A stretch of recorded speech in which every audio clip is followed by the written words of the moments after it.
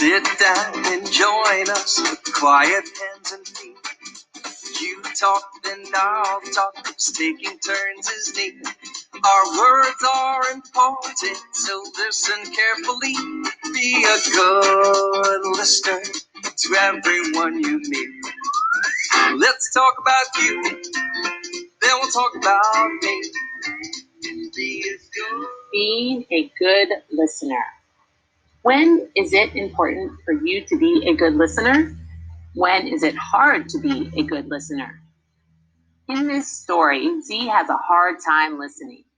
The kids help Z learn that it is important to be a good listener and that you use your whole body to do that. You pay attention with your eyes and ears, and you keep your voice quiet and body still. As you listen to the story, pay attention to the times Z forgets how to listen and when Z listens well. One day, Z spent the whole morning looking at the books in the treehouse. It was so much fun to learn about new and interesting things. Later that day, Kim and Jeremy came to the treehouse and were very excited. "Guess what, Z?" exclaimed Jeremy. "We went to the zoo this morning. We saw lots of animals. We saw..." But before Jeremy could finish talking, Z interrupted and said, "I just looked at a book about animals, so now I know all about them. I know that monkeys can hang from their tails, penguins can slide on their tummies, and flamingos can stand on one leg. Animals are awesome." Whoopsie! Z didn't know that it isn't okay to interrupt someone who is talking. How would you tell Z to be a good listener? "You're right, Z," agreed Kim. "Animals are awesome. Do you know what we saw the monkeys doing?" But Z was gathering more books, not looking at Kim or paying attention to what she was saying.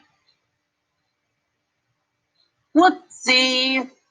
Z didn't know that it's important to show someone that you're listening to them.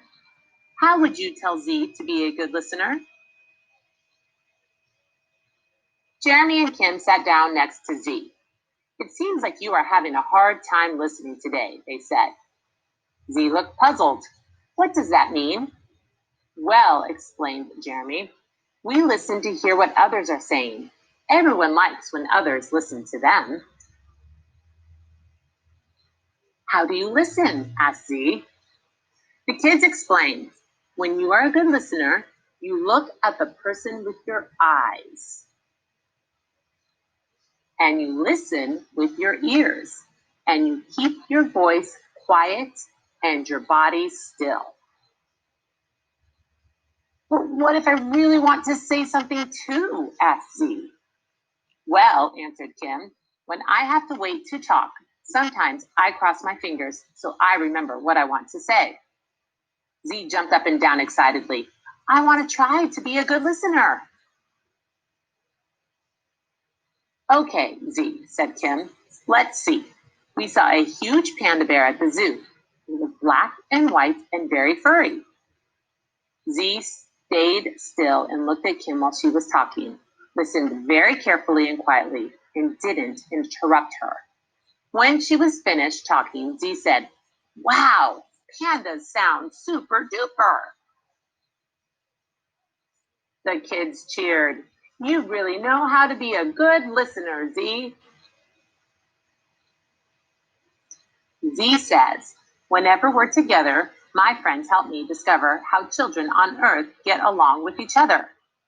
Z wants all of you to be good listeners too.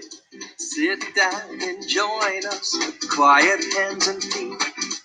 You talk, then I'll talk. Taking turns is neat. Our words are important, so listen carefully. Be a good listener to everyone you meet. Let's talk about you, then we'll talk about me. Be a good listener to everyone you meet. Let's talk about you, then we'll talk about me. Be a good